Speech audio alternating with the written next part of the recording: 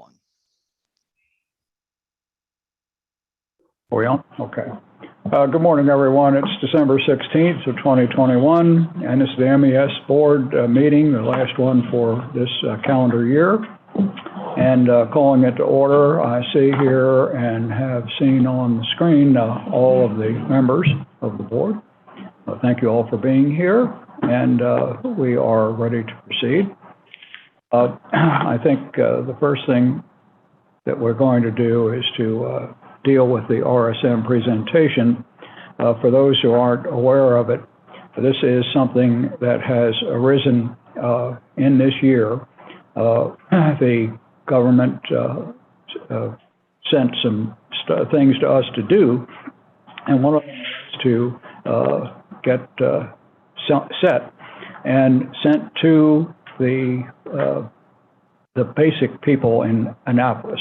Those in the in the government itself, the regular government, as well as the other individuals who are assigned to work with us. And we have now a presentation from the final MES board assessment.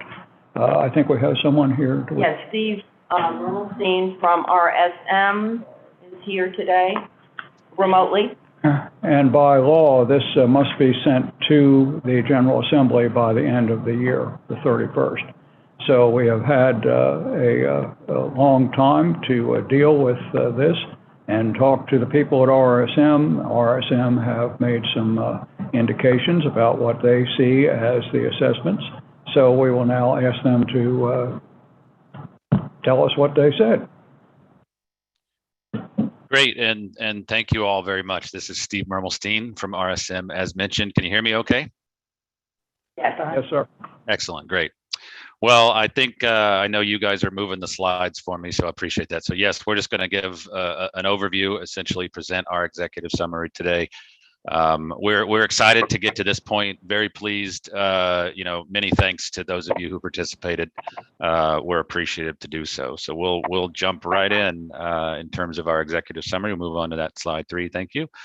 So just a bit of background, as the judge was just mentioning, in terms of there was a request from the Reform Act to evaluate the board of directors across various measures, at least every 5 years. So again, kudos to the organization for doing so.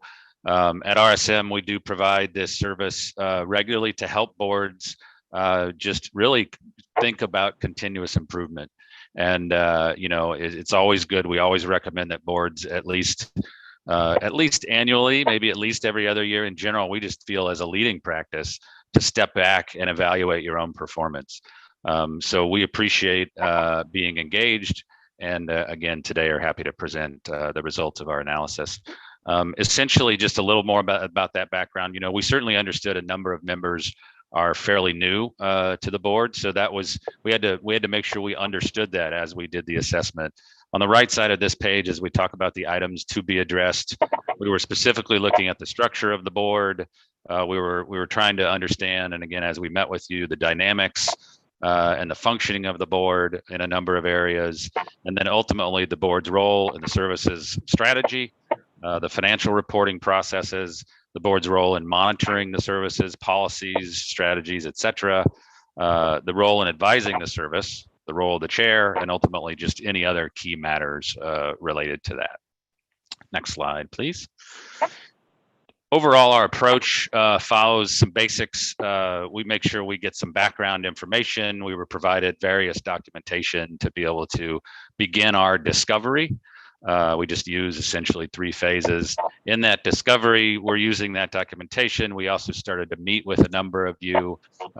We felt like that was very helpful. We could learn about your perspectives, your views, how you have been engaged, etc. So very helpful. That moves to an analysis phase. We're comparing against leading practices. We're comparing against our knowledge and experience working with other boards of directors at other and similar organizations. Ultimately, we prepare what we call a roadmap or a report, which is essentially what we are presenting today.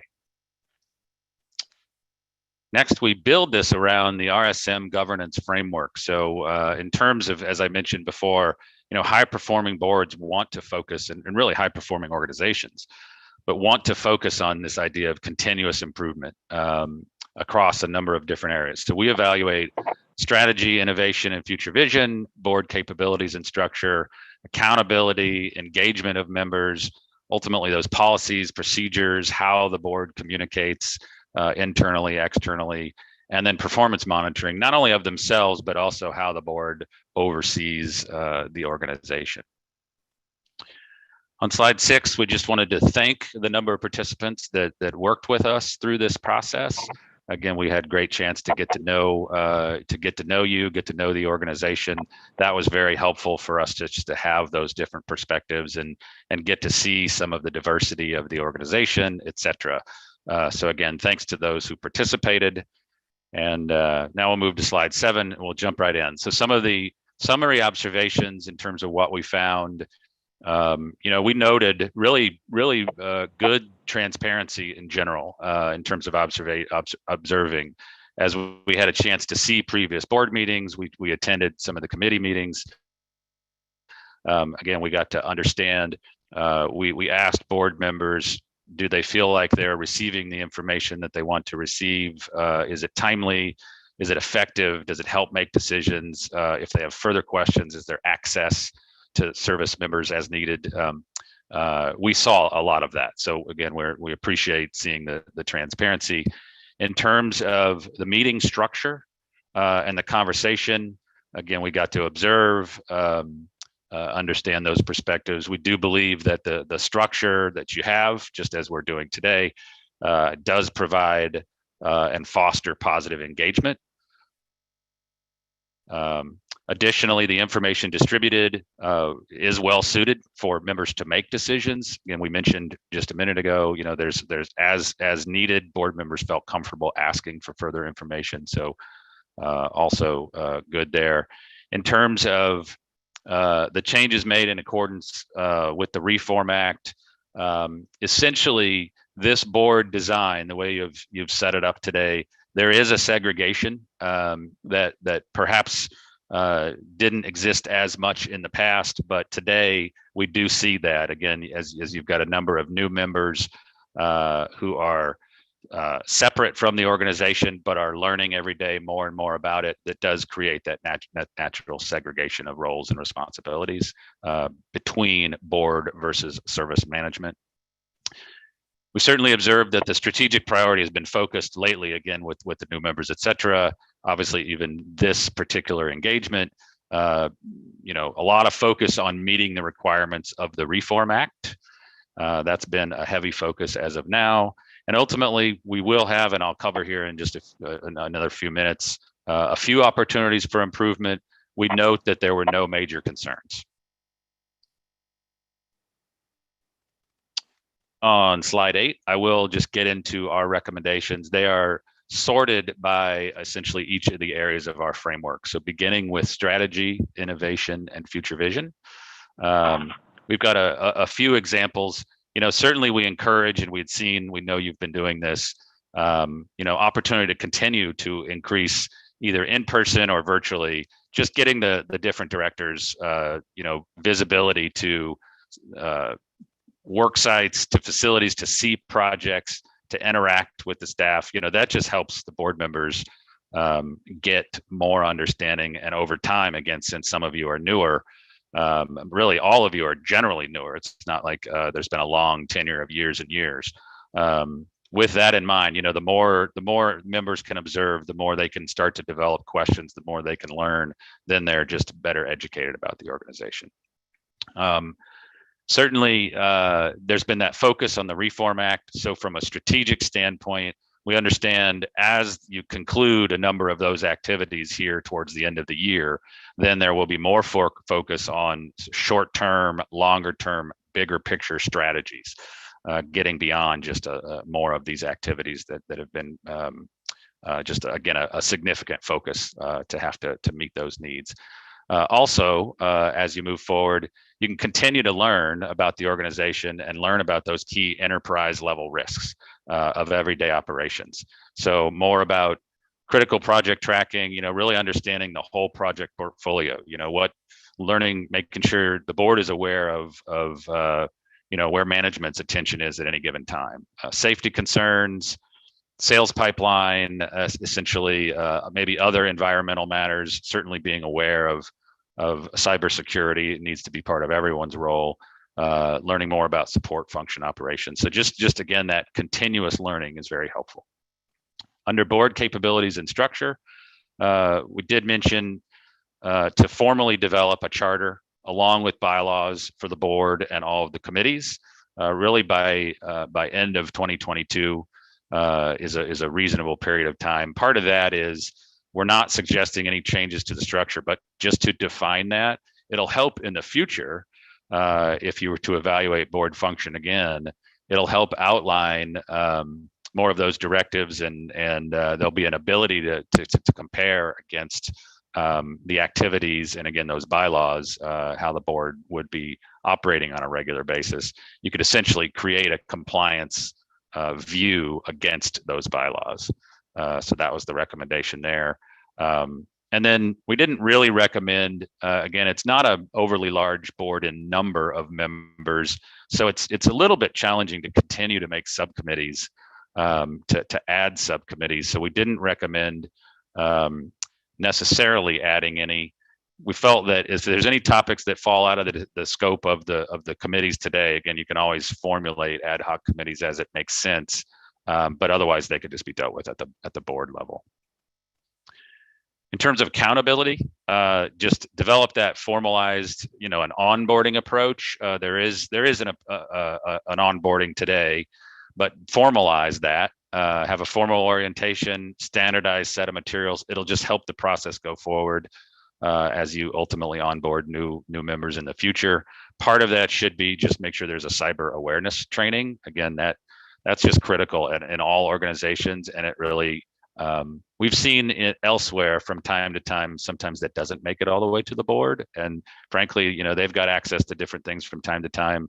They need to be aware of those issues as well, those potential risks. Last slide, slide 9 on engagement. Continue to survey board members. As you start to get more strategic as you start looking more short-term, long-term strategies. Conversations will expand, conversations will broaden. There may be other needs to learn more. There may be new information that's requested. So that will be important that members are still getting access to the information that they may need. So just continue to evolve that, continue to step back at least maybe every few months ahead of these meetings, and just, kind of inquire to the members to say, hey, is there anything else we could be providing, just to make sure that they've got what they need. And I'm sure they'll speak up as well anyway. In terms of policies, procedures, we already mentioned formally developing that charter and bylaws. Again, it'll mean over a period of time, you've already been working on a number of different policies. So this will take some effort as well to define, but it'll help create that ability to measure the compliance at future points in time. Lastly, around performance monitoring, again, kudos for doing this study in the first place. This essentially sets that bar for the first time. You get to step back, evaluate the board's performance, evaluate, look for opportunities for improvement. We're giving a few here.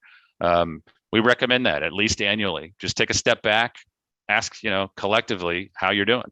How do you think we're doing? Should we modify some things? Should we adjust? Are the meetings going okay? Do we feel the engagement is good and positive? Continue to modify. That's the idea. We just recommend that idea of continuous improvement in terms of that.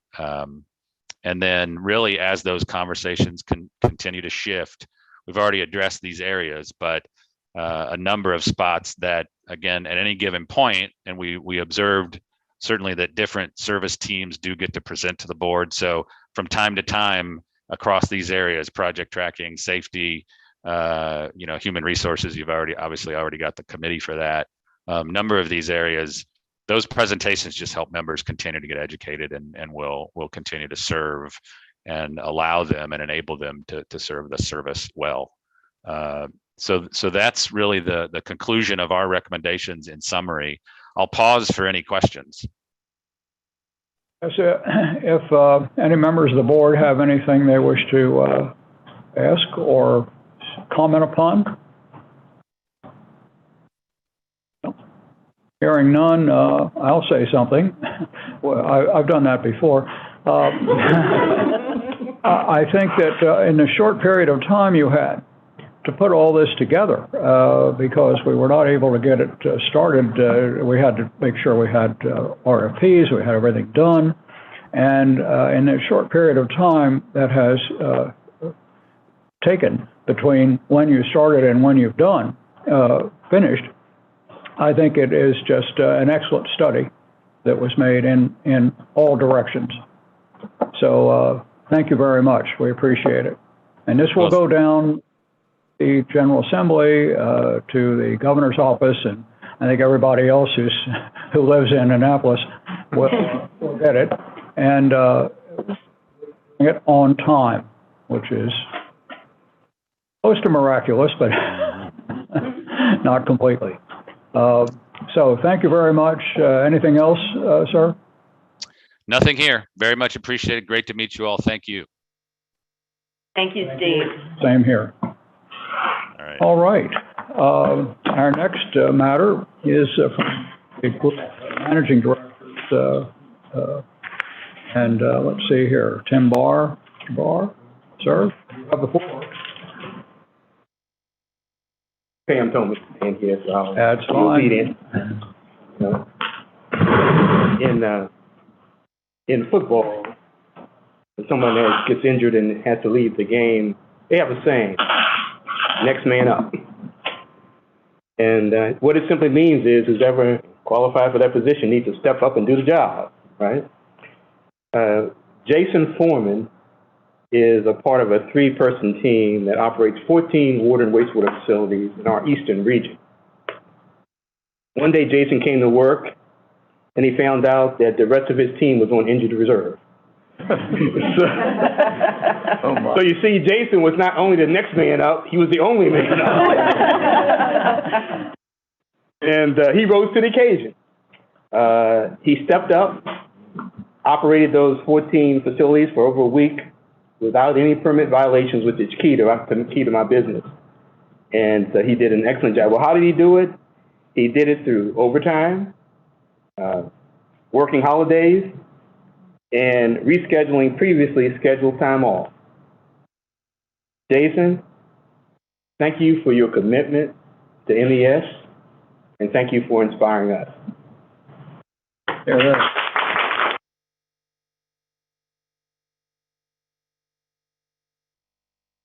So, stand up. Oh. Taking that, no, go ahead. So, yeah, we're gonna get a picture. We're gonna get a picture. I just had it on. Always wondered why. Right, you hold this. Oh, you probably wanna hold this too. Go right over here.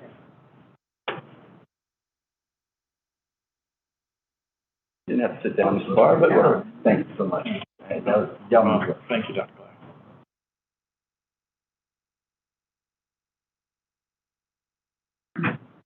Are you I'm on there. we have someone else. talking for Ray, huh? No, because I put this one. Oh, you put this on? Oh. Well, Sharon and I did. Okay. Okay, next. This one we're real excited about. This is for Casey Powers and Austin Markham. Casey and Austin were tasked with trying to come up with a scenario where we could televise these board meetings. And the first quote they got to just put the equipment here in this conference room was $65,000. So instead of that, the two of them brainstormed and they came up with this great system that we have here that costs about $2,000.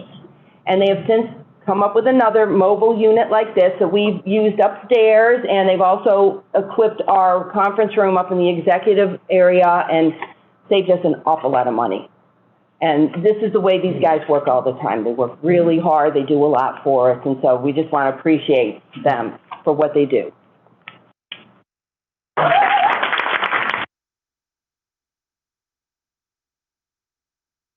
You have lifetime commitment here.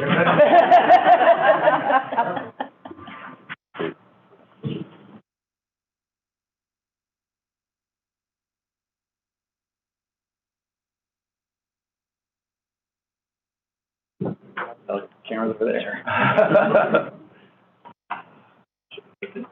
Yeah, open up. Open up. Don't cross the thing. Okay, thank you.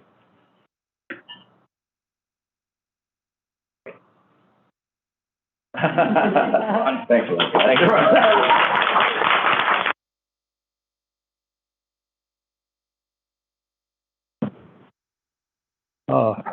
Great. Well, thank you very much, and so happy to see these people that are working so hard.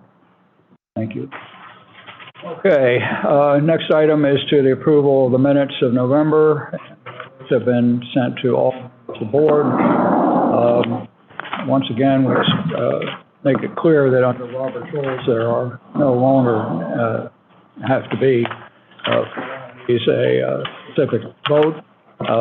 But if anyone has any questions, comments, etc., if not, then we will see them as approved. All right. Next thing we have is, oh, wait a minute. What's your? We don't have a picture. A picture? Yeah, you're the boss here. I mean, you know. Go ahead. Good morning, Chair. Good morning, Board.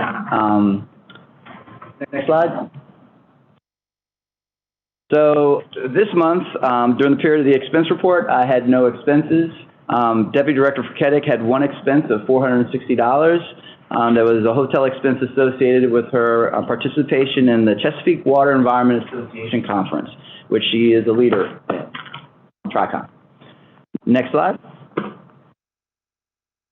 So another deliverable for the General Assembly and the Governor this month is the report on greenhouse gases and what MES is doing to support the greenhouse gas emissions reduction. The report has been finalized after internal and external reviews and extensive editing and reformatting. And it sits on my desk in a hard copy, and I plan to sit and spend one last time reading it through tomorrow as we prepare to put the package together of all of our deliverables, the Governor and the General Assembly. My thanks to Dr. Jahan, the Sea Grant Fellow that MES is sponsoring through the University of Maryland Center for Environmental Studies, and Mr. Al Razik for his leadership helping complete this inaugural event. We will have to make this effort annually per the MES Reform Act. Every operational group contributed to this effort. We hope that the Governor and General Assembly are pleased with this work. Hopefully, we will be encouraged to take a leadership role in the application of climate mitigation and adaptation strategies. We know that we have the expertise and talent to help. We now need to find the funding to expand our capabilities in the work of resilience for the state.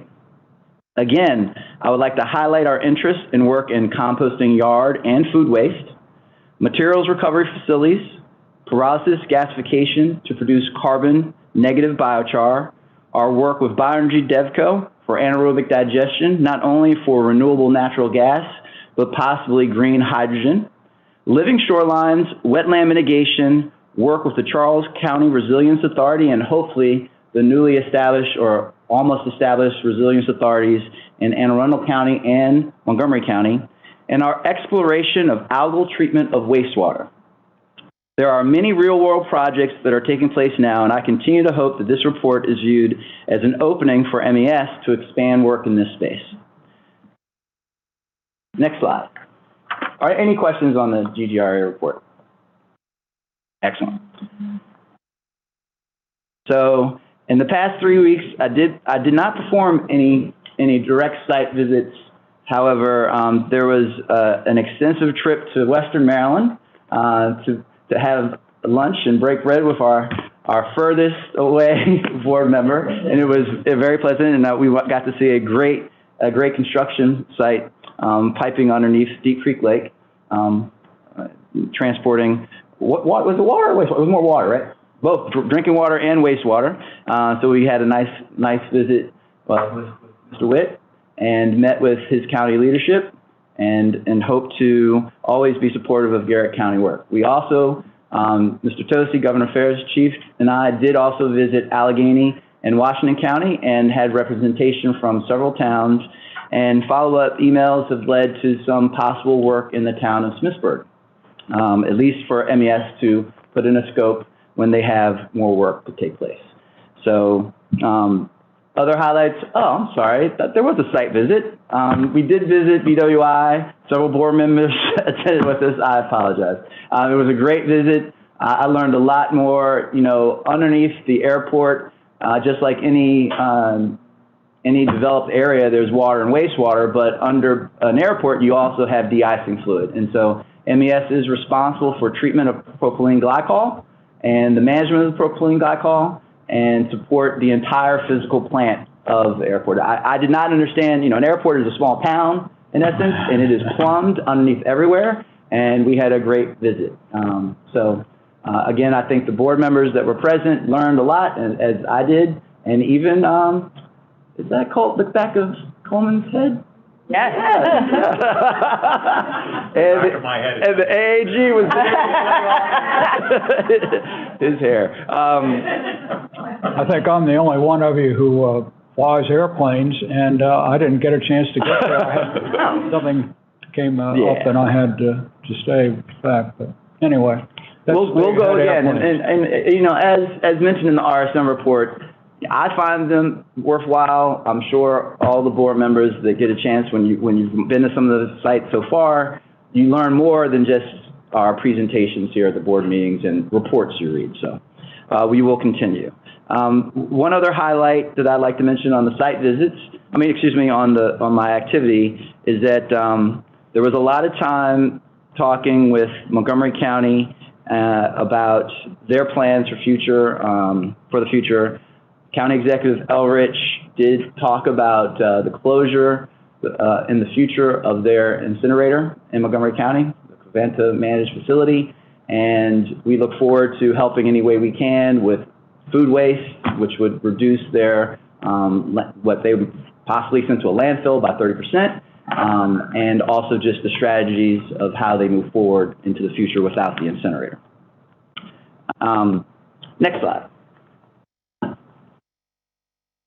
So last month, we presented a graph along with the HR report, which led to an interest in reviewing everything we do with our HR and how we look at the vacancies that we're having in different groups and how we strategize to improve things. So MES is a fee-for-service organization, as you all well know, that is successful only as the result of hours our teammates work for client partners.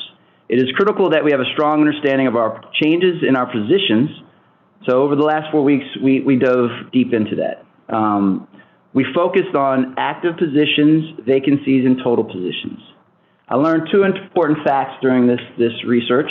Position identification numbers, for those that are familiar with state system, we call them PINs. In MES and in Workday, they are PIDs, so position ID. The speed of the implementation of Workday 2 years ago, a pressured implementation of both a human resources and financial management implementation of an IT system in 1 year, led to things being skipped along the way. The speed of implementation led to some challenges. So whether hopefully everyone's familiar with a requisition process. So in maintenance, it's when you put a ticket in. So at MES, when we're changing positions, people put in a ticket. We learned that it takes a lot of coordination between the group admins, the operating group admins, and the human resources department to reconcile those requisitions and all of the requisitions in the past. So that all in 1 month's time has been cleaned up. So approximately 60 old requisitions have been taken out of the system, and now we are at a point where instead of reconciling in Excel, the system will be utilized to reconcile between human resources, basically our central management of all labor, and the group admins that are most closely connected to how many clients have decided they no longer need a position and wiped it out, or we're having a hard time with a vacancy and it's just sitting there, you know, that type of back and forth between HR and the group admins. So it's clean. In addition, the group administrators will be trained on how to reconcile by January 14th. These are all timed with the next board meeting. By January 14th, all of the group admins will be able to reconcile with HR electronically in the system. So we'll use the system instead of having to print out spreadsheets and reconcile things. And then the hiring managers will also be trained so that as they are working with clients and working with the system, they don't have to send emails back and forth to the group admins. I did receive a positive comment from one of the group admins yesterday that just going through that process over the last few weeks allowed her to have to spend less time coordinating and figuring things out.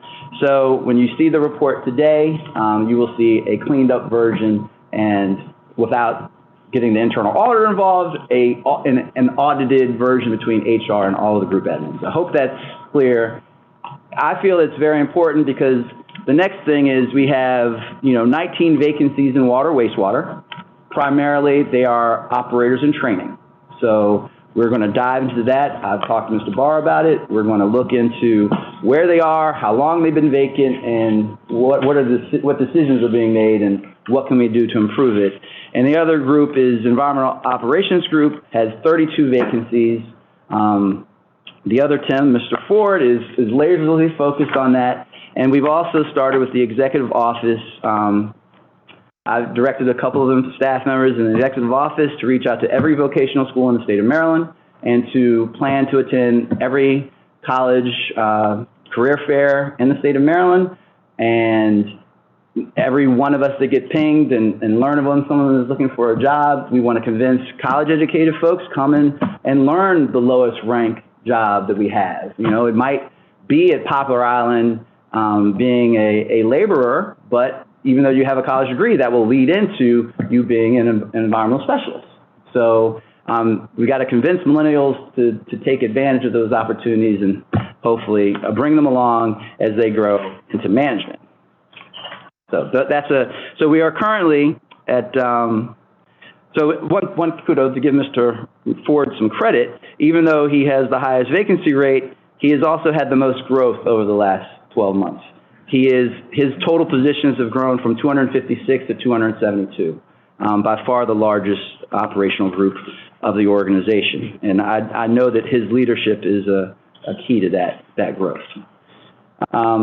Okay, so one other note is that I attended the National Governors Association. I was invited to lead a panel for environmental infrastructure and the port community. So Executive Director Doyle was on the panel, and Great Lakes Dredge and Dock, Government Affairs Chief for DC was on the panel. The interesting thing about the panel before the panel was that Lieutenant General Spellman of the Army Corps of Engineers, the nation's Army Corps of Engineers, not just the Baltimore District, gave a presentation. And he noted that their budget this federal fiscal year is increasing from $22 billion to $84 billion. And he said their biggest need is to hire a lot of engineers. Yeah. And we lost an engineer to the Baltimore Army Corps District in the last 6 months, and we lost 2 senior engineers in this last month. So nothing to report now. There are rumors that there are 5% COLAs coming in a lot of the counties. There's a rumor that the state will give a large COLA at some point. Don't know if it will be January or July. But for engineers and for environmental scientists, we do face a threat with our labor. So I just want to put that on the table. By the time we have the next board meeting in January, there will probably be a lot more information. Obviously, OPM, Office of Personnel Management, and Social Security Administration gave a 5.9% COLA to all retirees in the country, and it's just a threat. So next slide. I don't know if there's any questions on that. That's just statement of questions. Here. In addition to trying to recruit millennials, which I salute you for, how about retired military? You know, we have a large military presence here, and a lot of people are bailing out at the end of 20 years. So you got somebody in their late 30s, early 40s. They certainly have demonstrated responsible behavior and all those kinds of things that we like in people. And a lot of them have technical backgrounds. So I'm just wondering whether we ought to form a partnership with Fort Meade and the Naval Academy and Aberdeen Proving Ground that as these people leave the service, maybe we could be part of that pipeline. Definitely. Good idea. Thank you. Thank you. And the only problem would be that if they can go right straight from being in the military and become a civilian and get paid a lot more money, and they still would have their payment coming to them. And they have a pension. They have the pension there, and the pension doesn't go away like it used to in the old days. And a lot of people really like this area and want to stay. And so I don't think we should hide our light under a bushel. We ought to try to. we'll definitely follow up that. Thank you. Last couple slides. So for the past 6 months, the executive office has been starting the work of a strategic plan. We have based the plan on 3 pillars that I've been talking about for the last year: safety, level of service, and education and training. And then the goal, now that we will have all of the MES Reform Act responsibilities, except for the ones that are annual, behind us, is to then focus on key objectives and key performance indicators. So next slide. In no way, I want to be clear though, in no way the balance between governance, what the board's responsibilities, and the day-to-day operations and how to optimize them for the organization that I believe rests in management. I'm open to all comments and suggestions. You will get these 2 slides. These 2 slides are generally all we've produced. We haven't produced a document. The executive director, the deputy director, and the managing directors have been asked for comments. Still waiting on all of the preliminary questions being answered by the managing directors, and then to discuss what the 5-year plan will be. This is a new effort. There was a previous 5-year plan. It did not seem to be connected as much to performance and evaluating how you implement that plan.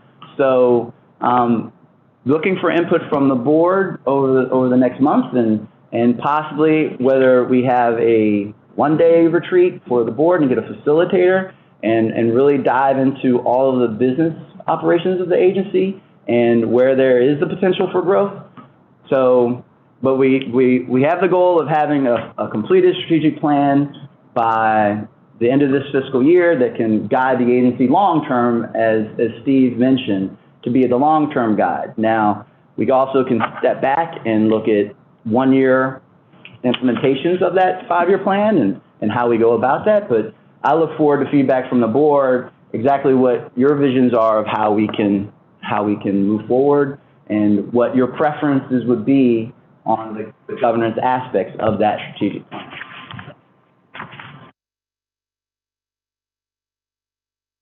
And with that, Chair, that's the end of my report. I've just got one question. Do you ever go home? every night to my family, sir. I'm glad to hear that. Thank you very much. Thank you. And all the people that have been discussed here. Team effort, yes. Well, every one of them is entitled to say thank you. And next we have the agency activity report. Pick it on there. So these are matters that are potential new work agency, and I'll ask the persons here if they have any questions with regard to them.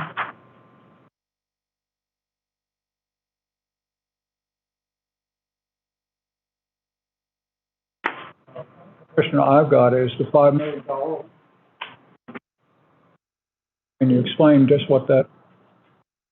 Yes, that's just an agreement. So it's an agreement set up so that we can do tasks, and each task would be approved. So it's just an overall agreement with a task.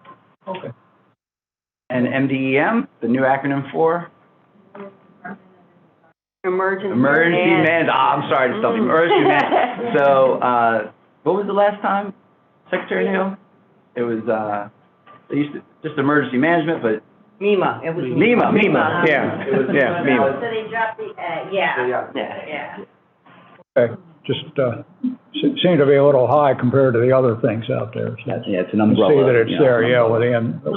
I'm not so sure that that isn't a mistake, because everybody knew what MEMA was because it was the Maryland version of FEMA. Now they gotta learn a new set of acronyms, which may take some time. It'll say, what the hell happened to MEMA? Fortunately, there's only 23 in the alphabet. So That's true, yeah. got it. Multiple combinations. All right, I think we can close. All right, and next, we have the financial report. Hamid Patel, I'm going to ask him the question I always ask. Start something with money. Are we solvent? Yes, sir. Right answer. So now we come to the very exciting and interesting part of the meeting. I love a man who loves his work. Solvent, you're done. I thought we were going to the resolution, but okay. So, as far as the financial statements are concerned, in your package, you receive the October statements because, you know, in November and December, the meetings are early. So here is just a highlight as of November, you know, which is as of November 30. We are doing much less in the billable labor, but overall the expenses are also reduced. So we are in a very good financial position there. As you can see, the fiscal year 22 actual labor is total $14,289,000, and the actual fiscal year 21 was $13 million. However, this year we have one additional pay period in November. It will be the last year it was in a different month, so we eventually are gonna get caught up, but it'll be still a little less than the regular one. Next slide, please. The next slide. Oh, there is the change in net assets is usually the bottom line, which is we will consider a net income in private industries, but in a government is change in net asset. As of November, it is $2,600,000, and the last year was $2,632,000 because we have one extra pay period. We do more billing, so it is. But other than that, the whole year budget is $3,290,000. Our projected net assets at the end of the fiscal year is $3,290,000. Looks like we're going to do a little more than that. We may, right now, our target is probably $3.6 million. But it changes, you know, holidays coming in there. The billable labor is flexible, changeable. So, but right now, the projection is $3.6 million. The total net assets is always two portions: invested in capital assets and the unrestricted net assets, which has a contingency fund for emergency operations, MES, which is usually 5% of the total revenues we set aside for ongoing operations. The total net assets, we are not investing heavily in any of the capital equipment. A lot of them, what we are investing is for the customers, not for MES as a company. The biggest investment is this headquarters building, you know, that we are paying off there, and we are purchasing the vehicles as needed. Right now, there is a backlog of deliveries because we have ordered it. But other than that, most of the time, our net asset components stay 50-50. We invest 50% of our net assets in invested in capital assets, and the other 50% is unrestricted. So this is the budget versus actual. As I mentioned the full year budget is $3,290,000. We have already reached $2,600,000 as of now, but the holidays are coming in there, and that will have a significant cost for each holiday. But my projection is at this time is it'll be $3.6 million, and whatever we have, the net assets increase at the end of the fiscal year, it'll be used for two purposes. One, for employee best plus, and the other will be investments in capital assets, or we're talking about maybe some funds for research and development, but that depends strictly on the bottom line. When we reach there, and we will decide, and it will come to the board, how we're going to distribute that for best or other purposes. And this is the detail which I put every month, how this $3.2 million was calculated. So as the major accounts over 90 days, there are no significant changes. Some of the government accounts like MDOT, Brown Station, Maryland Department of Natural Resources, the government account gets delayed a little bit because of the processing time and processes itself. But other than that, I don't see any major concern on collections on any of this account. The only new one is the Greyhound trash removal, and the legal office is working. Actually, we are in the process of filing a lawsuit against them. They lost a PG County contract, and now we are not getting paid.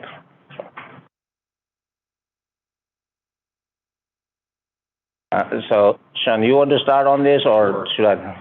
Sure. So before you is Resolution 21-12-1R, and the purpose of this is to create and authorize the use of a project reserve fund. Under the MES Act, the agency, through the board, is authorized to create these project reserve funds.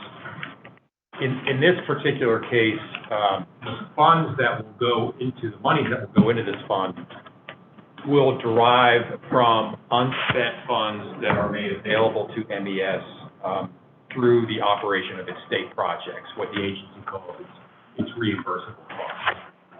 And the way that is set up is MES works with the Department of Budget Management each year and provides to DBM a budget of what it anticipates it will cost to run these projects. It's typically a conservative budget. So by the end of the year, normally there are funds remaining that are unspent. So in this case, we are estimating that there will be unspent funds available at the end of the fiscal year. And these funds are already, they will be paid over to MES on a monthly basis because we actually bill the state 1/12 of the total budgeted amount, and then we true it up at the end of the fiscal year. In this case, there will be funds left over from operating various state projects. Unfortunately, there are increased expenses related to the transition of the ETI cogeneration facilities from use of wood chips to burning natural gas. There's a number of expenses that are involved in making that transition and upgrade. Or explain details of that, but basically it's going to cost more money than we're anticipating. So what this resolution does is allow MES to create a project reserve fund specifically for the purpose of funding those costs, additional costs. Monies to pay those additional costs will be come from the reimbursable, the unspent reimbursable fund. That's what this resolution is. The resolution also provides that the total amount that can be in the fund at any one time is $2 million.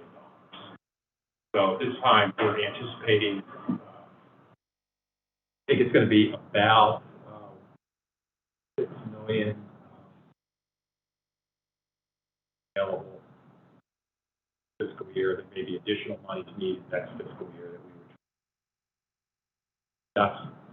That's the purpose of this fund. Have the monies available to pay off the additional costs related to the natural gas transition.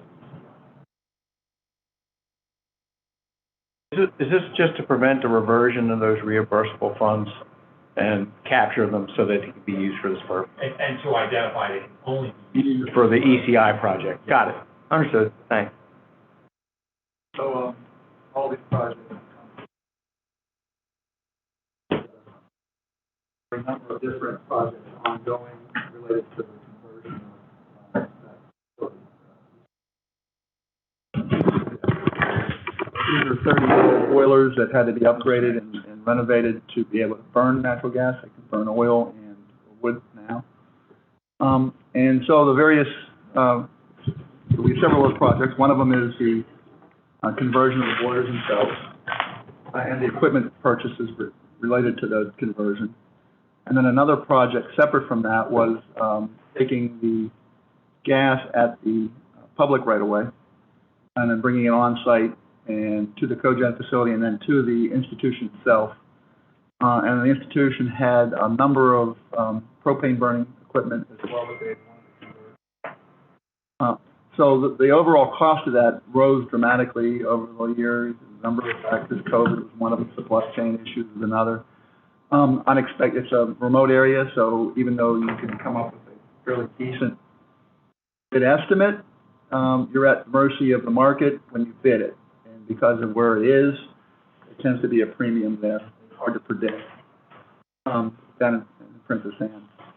So we have a shortfall, and this is one measure to raise capital to cover the shortfall. We're also looking at things like scope reduction. We can't predict right now exactly what that's going to be because we have a major bid due on Friday. That's for the conversion work, actual conversion and renovation work that's associated with that project. And we also are in the process of negotiating several change orders to the equipment purchase because of some code issues that came about. That was a code issues are subject to the vagaries of the state inspectors and the state agencies involved in that.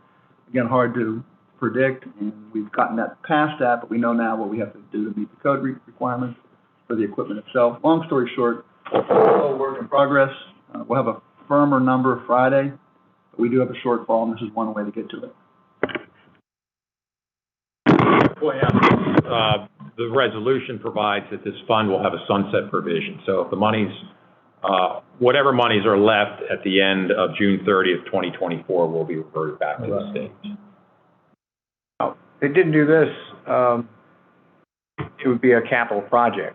Well, it is a capital project, too. I mean, out of the Yeah. state's Yeah. general construction loan. So this is a way to spare them that. Okay. Any other questions? We have to take a motion on this. Is there a motion to approve the resolution on 2112-1R? So moved. Second? Second. Say aye. Aye. Hiram Tanner. Any objection? All right. I find that this has been resolved, and therefore we'll proceed. And then we have another one, 2112-2R. Okay, situation.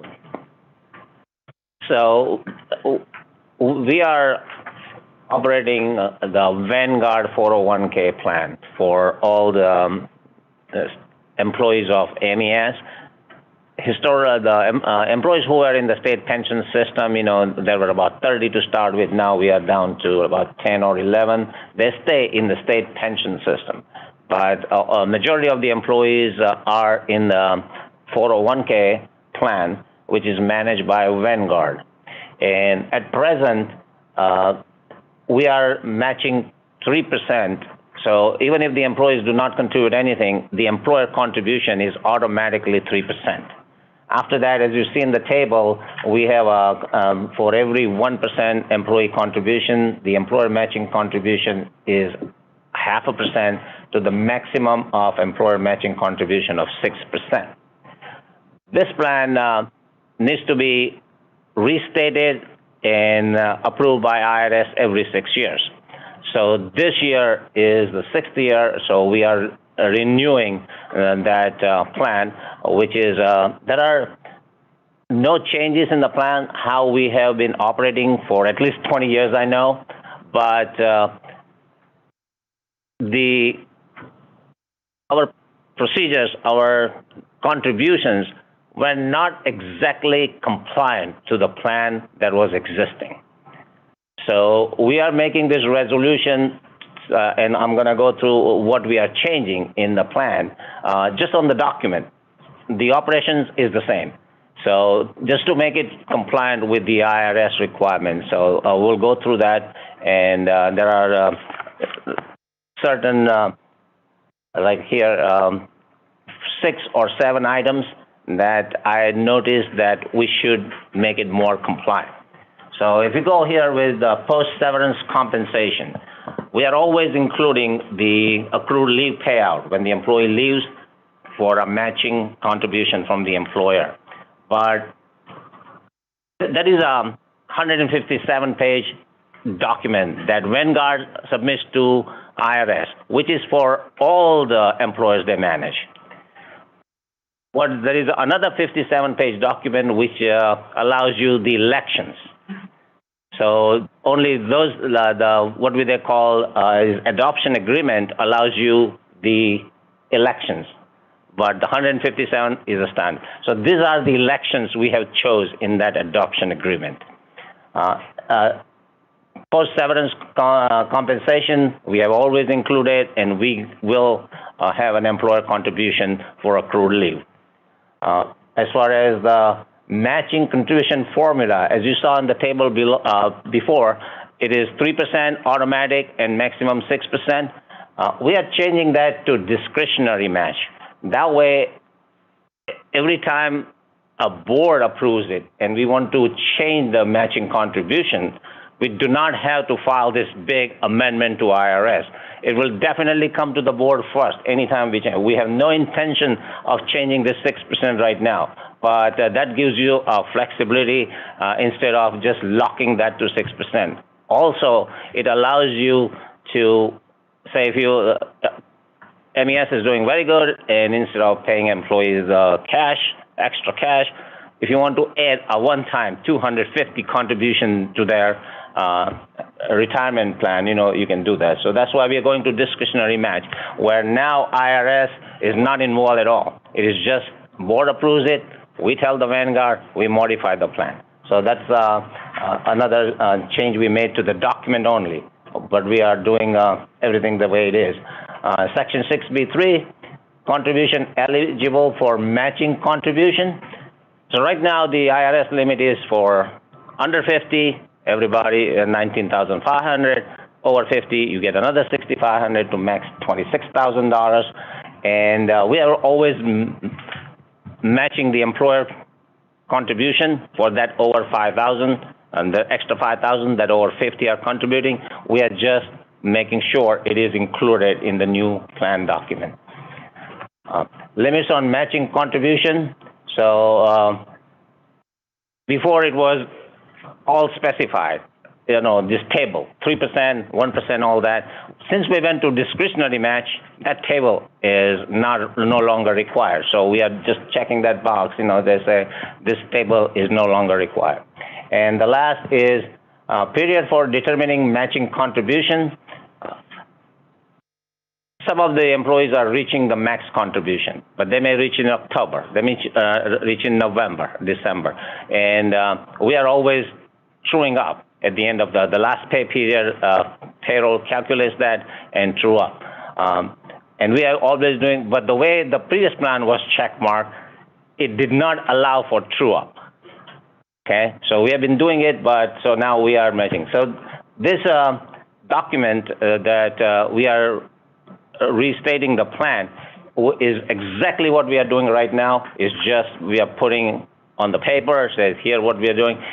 Once I sign it, Dr. Glass signs it, after your approval today, it goes to Vanguard. Vanguard will file with IRS, and all that needs to be done before December 31st in order for this plan to be effective January 1, 2021.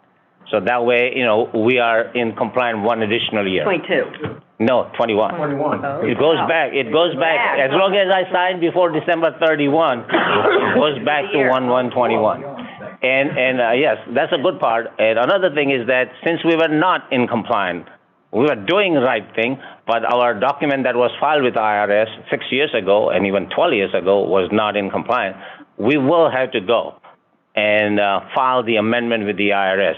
That process will start now, so if you go back and tell them we did this for 6 years, 12 years, 18 years, I don't know, but we'll work on it with our ERISA council and Vanguard, and that process will start. We are a government plan, and we are not a top-heavy plan. IRS cracks down very heavily on a top-heavy plan where the key employees, the high-level employees, are favored a lot. So I don't see any problem filing this backdated amendment for the plan because we are not a top-heavy plan.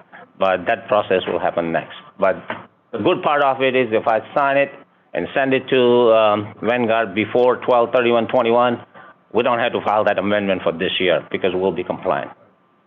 So what we will need, go ahead. I'm sorry, you were talking about top-heavy plans, and I thought it was a good segue to ask my question. I did look at the adoption agreement, and there was one section that I just had a question about.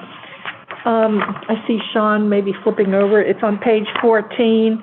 It's under section 6.3, the allocation formula. I'm sorry. Yeah, 6.3, subpart E, under the employee group allocation. It seems to... Wait a minute, I don't think, do you have it? I'm looking at which page we are looking at. So. It's the adoption agreement on page 14. The top, subpart E, it's reference employee group allocation. And it says that the employer may make a separate employer contribution to the participants in the following allocation groups. And then it has checked off box 1. Separate discretionary employer contribution may be made to each participant of the employer. That is, each participant is in his or her own allocation group. My question is, does this suggest that MES would be able to create a separate discretionary employer contribution to other employees other than how it's addressed? So since we are going to discretionary match, you are correct. We can have separate groups, where you can decide on it, say this group will be 3% match, this group will be 5% match. We will not, we do not have that intention to do that, because one of the other clauses does exclude, the state employees who are in the state pension system in this agreement. So it just gives you that, yes, you can have a separate group, and which is allowed by IRS in that the master plan, it is allowed that, the employer can create a separate contribution groups for certain level of employees or by that trade. And so it just allows that. And since we went to discretionary match, if you want to do that group, we can do that group. But everything is going to come to the board. And a lot of this thing here does not even apply to MES, but Vanguard needs like a check mark, yes or no, on everything. Okay, you cannot just have it blank. So that's why some of these things, we decided that it gives us flexibility to do, but it is still will be come to the board, and we will be. All this, our match will be dependent on our financial condition. This just gives you the flexibility. So we don't currently have any... No, we have only one group right now. Okay, I just wanted to clarify that. Thank you. Okay. Anyone else have any questions? I will point out, as Hammett mentioned, we did have this document reviewed by outside counsel through Whiteford Taylor. They have special counsel who deal with nothing but retirement plans. So she provided it to us as well. Anything else before we move on? All right. This requires a motion and by the board And so therefore, is there a motion? Motion made. Second? Second made. All in favor, please raise your hand, say aye. Hi, Hiram Tanner. Mr. Witt. All right. Therefore, we are concluded that the resolution should be adopted. It has been adopted. All right. Let's see. Mr. Patel, do you have anything else? No, not on that, on this one here. So we are done with the resolution, current status. So we made sure that we send you the financial statements, 57 pages of them, on Friday. So, you know, you have chance to review over the weekend. I'm not gonna go through the numbers. I'm just gonna summarize it, you know. Audited financial statements are, it is what it is, okay? Auditors look at our books, we prepare the statements, they audit it, so these are factuals. The good part of it is when they audit these statements, they either tell them they give you a modified opinion. In other words, what you presented to us is has a material problems, okay? So they cannot tell you to change what happened in the fiscal year, okay? They say what you are presenting is not correct, you do it the other way. Sometimes they say there's a deficiency. In other words, you know, say the statements are correct, you know, but there are major issues with it, which is we're going to audit certify it, but there's a deficiency. For years, you know, even last year when, you know, all this issue came up, we have always received the unmodified opinion on it. In other words, there is no findings on it. This year also, there is no finding on our financial statement. The only thing that they did make a comment on it is we did a mutual refunding. Last time we did a refunding of bond was 20 years ago. And those regulations, accounting rules keeps on changing, you know, on these bonds and all that stuff. So they changed the way we presented that. The bottom line effect you saw in one of those letters to the audit committee is $900, but they have created new accounts now, the GASB and all that. So we had to restate that, and we made a comment to the auditors. It is part of our financial statement that we will adjust our books to that. Before it used to be called amortization of bond. Now they call deferred gain and loss. So, but that was the only thing. Other than that, the auditor's opinion is clean, and it is already signed. There is no resolution or approval required on it because, as I said, this is what prepared by the auditors. We can go forward from it, what we're going to change. But other than that, we need to submit this to all the mid-shore counties. We have to submit to our mortgage holder for the building and all the state government agencies. I just wanted to present this to you first before we start sending it out to all other agencies and everybody else today. They evaluated our internal controls and they didn't find anything on the internal controls. So overall, the audit is good, and the auditors have certified our financial statement as we prepared them. In other words, we're solvent. Started that right from the beginning. Right. Yeah, I just had to present this to you before I start releasing to everybody else. All right, thank you so much. A lot of work, yes, sir. And just so you all know, all of the financials are going to be at the back of the annual report, and after this meeting, the distribution to all stakeholders starts. So, clean audit, and could you just, before you move on, oh, well, you're not done with it. So. All right, I don't know if you have something to say about the slides. Yeah. So from the financial statements, these are just the highlights. You know, as I say, everything is in there. The total operating revenues this fiscal year 21 was $4 million more, and as you see, the state government revenues are increased. There was like PG County, Garrett County, those in fiscal year 21, we had a little increase. So state revenues increased. So total operating revenue in 21 is $4 million more than fiscal year 2020. Total operating expenses, $186 million versus $181 million. But when I go to the next one, next line. Net position end of year, if you see that fiscal year 2020 is $30,484,000.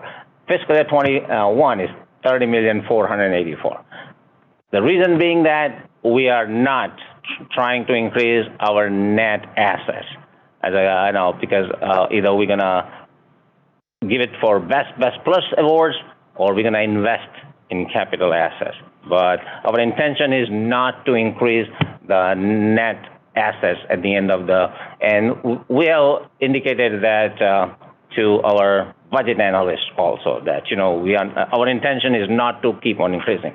But if you see net position end of year, Midshore, which is the last line, from $14,219,000 to $14,784,000. It has increased because all the net income from Midshore will be included in the net position at end of the year for Midshore, which is different from MES, where we are not trying to increase it.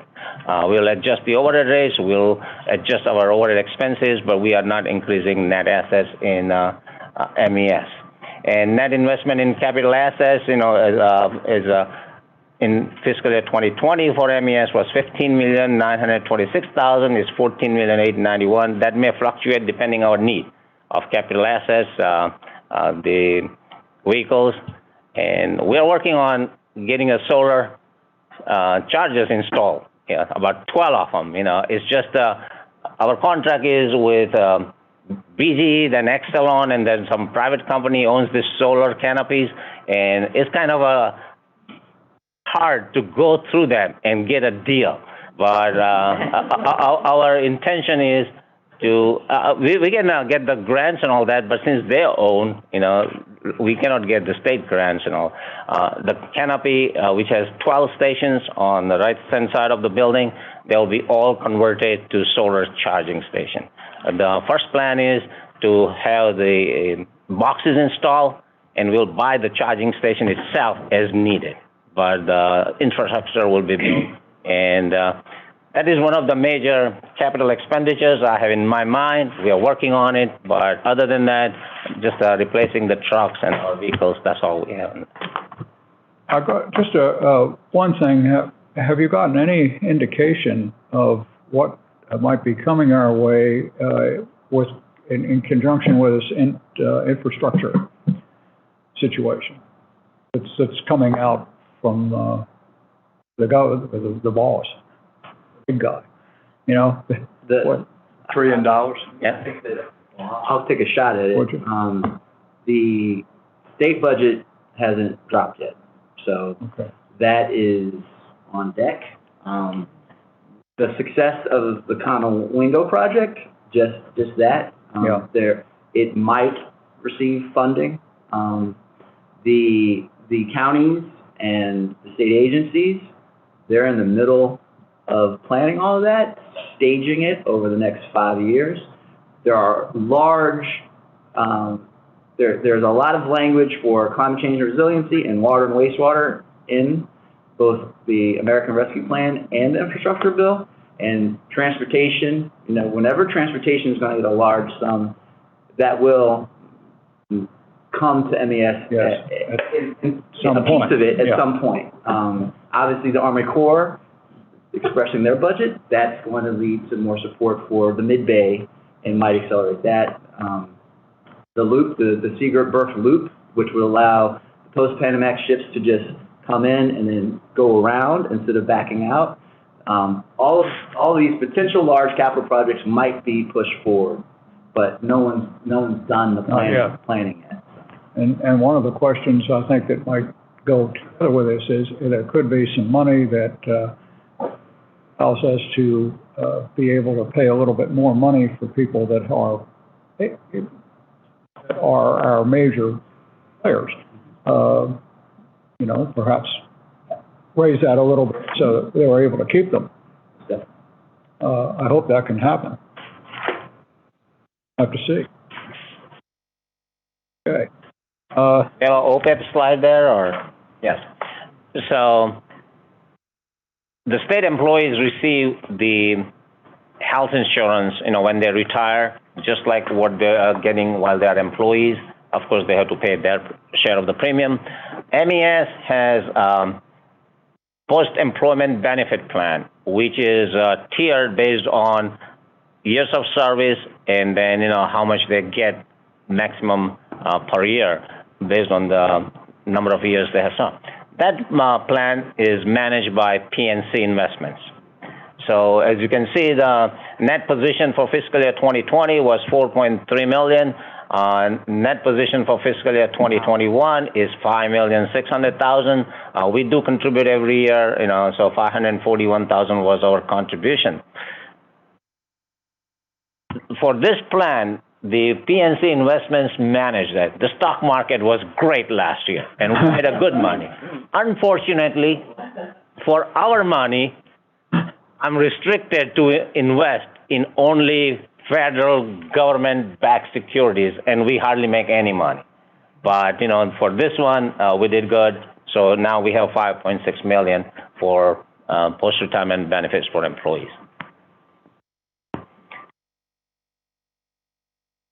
That finishes all my stuff, or is there anything left? Thank you. Are you sure?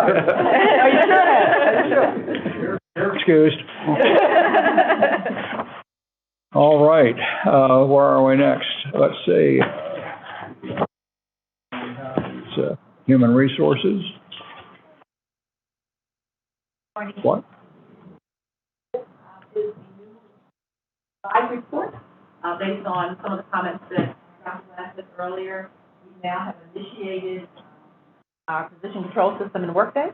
That was not initiated when we launched Workday a couple of years ago, but now we have it. So you'll see now, you'll get, and this will continue, you'll have a full list of active positions, and by active we mean filled, people are in those slots. And then, of course, our vacancies, and then just said for a number of years, agency of 800 plus employees. Now we really have that, so we're excited. Now this report was taken on 12/6. We were at a vacancy rate at 7.75. Dr. Glass had mentioned some new numbers that, because we actually gave him a new report as of 12/13, and that number changed us to total positions of 804. That number changes practically, I probably, as you well know, every day, probably every so often, because people are hired, and of course people leave.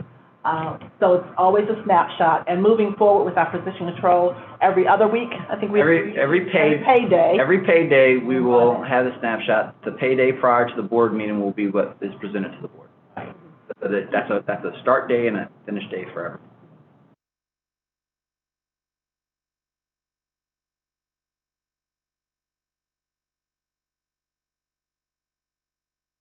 I'd just like to make one statement. I have been in conversations with both Dr. Davis, who runs the Chesapeake Bay Trust, and Ms.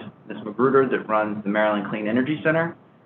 There was a lot of discussion in the STAR Commission, so one of the recommendations of the STAR Commission is to reevaluate their relationship with us.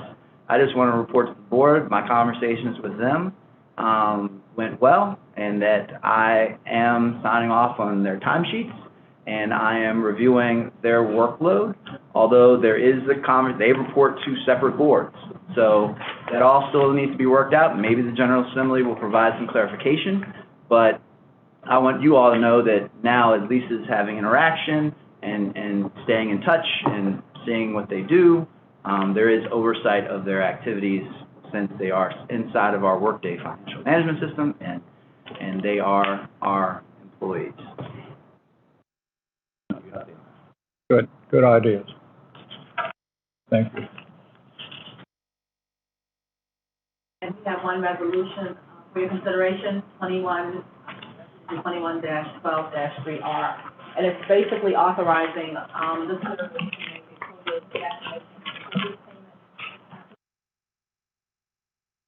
mirroring what the state did earlier this year, so $100 vaccinated employees.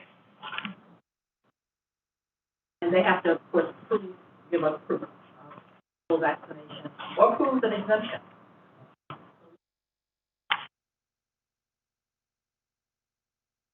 Questions of anyone? All right, I think we have to have a motion on this at this time. Is there a motion So moved. to approve? Motion is approved, Motion's here. Second. Second.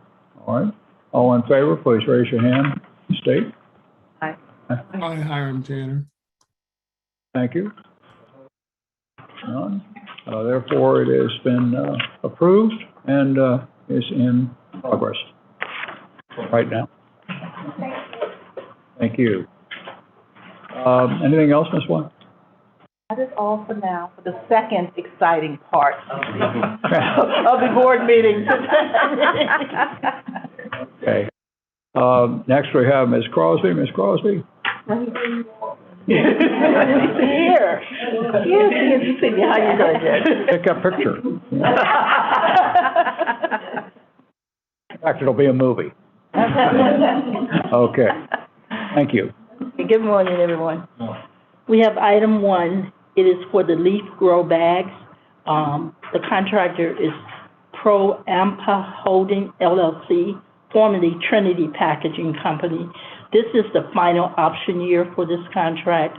The amount is $299,600 for the bags, and the revised contract amount is $1,414,528.95 total. Any questions on this matter? Is there a motion to approve? Second. Second? Second has been made. All in favor, please raise your hand. State aye. Hi, Hiram And so Tanner. throw out bags. One bag. Hand it to A jar of that. Yeah, I'm afraid that would be the next thing. I think we're done on That's that. what you're, we approved it. Okay. Item 2 is for the St. Mary's County Preliminary Issuance and Processing. This is from the GIS shortlist. The awarded contractor, Wood Environmental Infrastructure Solutions, Inc. The amount of the contract is $249,826.44 with an MDE goal of 30%. Any question on this matter? Is there a motion to approve? Motion? Any motion? Motion? Second? All in favor? And say aye. Aye. Hi, Tanner. Opposed? Yeah, Mr. Tanner as well. Unopposed, therefore it is been approved. Item 3 is for construction of site improvement for Clemens Convenience Center in St. Mary's County, Clemens, yeah. The low bidders Rainbow Construction Corp. of Wardrobe. The amount of the bid is $226,880, and with an MDE goal of 16%. Got multiple bids. Yes. Questions? No other questions? Is there a motion to be made? Okay, we have one and we have two. Okay. All in favor? Aye. Shelley. Hi, Tanner. None, therefore it is approved. Okay, next contract is from our AE shortlist for Camp Freda Military Reservation wastewater treatment plant improvements. The awarded contractor is George Miles Burrow, LLC. The amount is $397,900.57 with an MDE goal of 18%. Questions on this matter? Motion is, second. All in favor, say aye. Hi.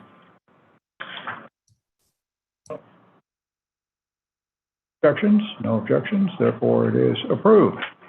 Next. Okay. The next contract is for wood chips for ETI Cogent. The contractor is Eastern Shore Forest Products, Inc. This is the last renewal or the second renewal on this contract, in the amount of $5 million. not to exceed $10,906,800, which brings the revised contract amount to $22,134,000. That is a lot of work. All right, does anyone have any questions on this matter? I'm assuming this is going to be a declining thing once the natural gas. Yes. So this might be, well, it might not be the end, but it's getting closer. Yeah. Yeah. Knock on wood chip. I have a question. Why is this renewal period, why does it cost so much more than the previous period? Good question. The contract is kind of our only source, and so he's kind of.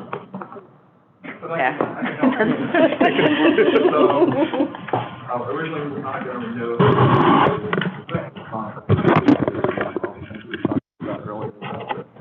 contract projects that we have. We went back and execute. We're going to plan to execute our option to renew. It's a unilateral option. We say whether we renew or not. This contractor pushed originally for a 10-year contract, so we broke it up in 2-year increments. At our option to extend, but he has an option to present a price 90 days prior to the expiration of the contract. He would like to have modifications to his terms, so he threw a hand grenade at us and basically doubled his price. We're in negotiation with him. What we intend to do is to offer him some sort of a minimum purchase, well within what we would normally purchase, and an increase that's commensurate with CPI from the period of the last increase. And we'll throw that at him in return for some guarantees and some modified terms. We're not going to allow him to back out of this contract at any time without penalty, which is, I think he would also like to have. That's one position that we're not willing to take. Without damage. Without damages. Thank you, Sean, as usual. You're much more articulate than me, but in any event, that's where we are. It's a negotiating ploy, and we're working. That's why we put this in as a not to exceed. The contract termination date is too close to the next board meeting to be able to wait. We wanted to get this in front of him. We're starting on the 22nd. We're meeting with him on the 22nd. Certainly wouldn't want to be in a position where you had a 10-year contract that, and you wanted to switch over to natural gas, and here's this guy holding a 10-year contract. We wouldn't want that either. And quite frankly, we want to be fair about this. We do. He is developing additional markets. He wants to stay in business. Yeah, sure. So we understand that. That's where we are. Try to be reasonable. Anyone have any more discussion of it?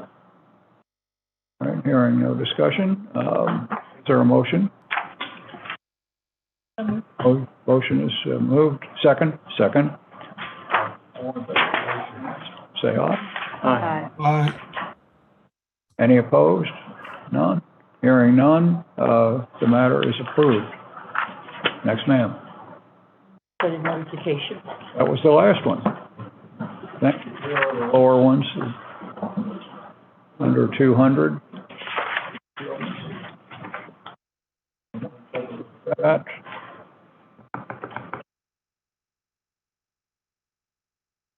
Don't have any questions on that.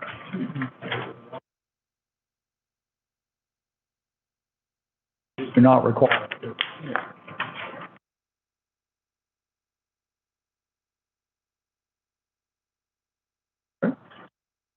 Everybody satisfied on this one?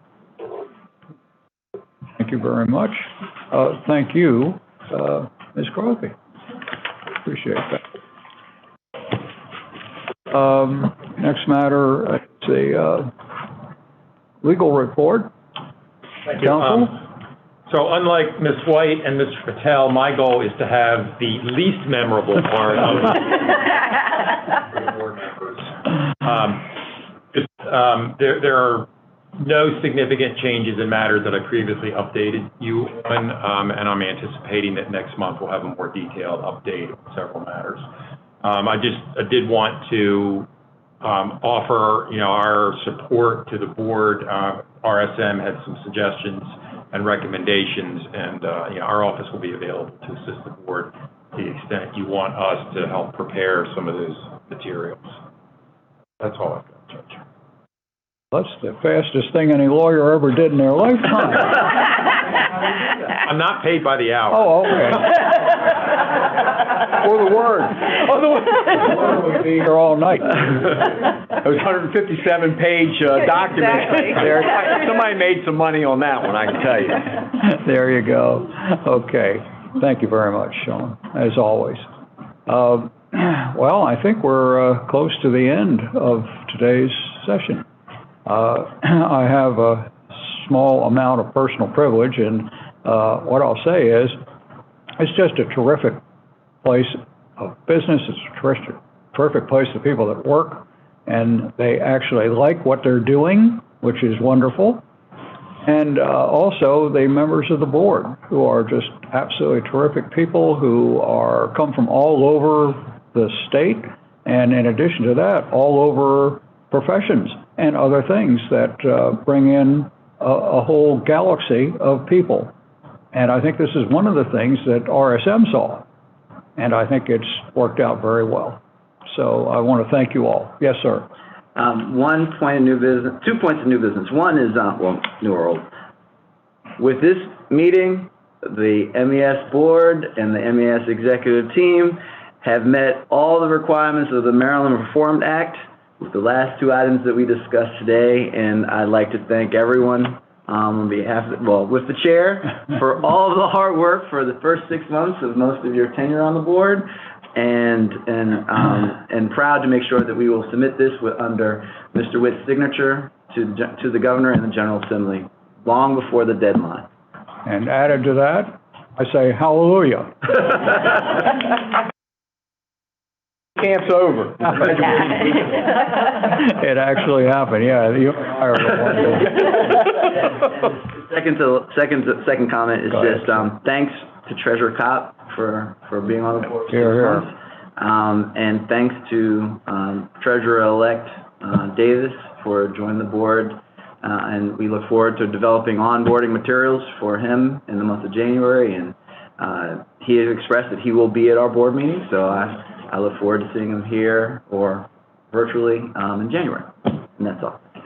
Well, thank you. I guess the last thing I want to say is that all of the people here who are with us, people who are looking at us from YouTube or whatever, and others, I think we want to wish MES and everybody in it to wish everybody else a holiday, great holidays, and we also pray that next year will be a good year, a new nation, a new body, everything for us and other people in this country, in this state, in this world. And let us hope to God it happens. And with that, unless there's anything else, couldn't possibly be anything else, we'll adjourn. Thank you all very, very much. Thank you. Thank you. My pleasure. Thank you. Hiram. Mr. Hiram. Thank you.